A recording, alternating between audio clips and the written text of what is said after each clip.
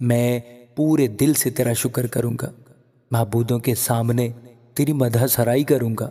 میں تیری مقدس ہیکل کی طرف رخ کر کے سجدہ کروں گا اور تیری شفقت اور سچائی کی خاطر تیرے نام کا شکر کروں گا، کیونکہ تو نے اپنے کلام کو اپنے ہر نام سے زیادہ عظمت دی ہے۔ جس دن میں نے تجھ سے دعا کی تو نے مجھے جواب دیا اور میری جان کو تقویت دے کر میرا حوصلہ بڑھایا۔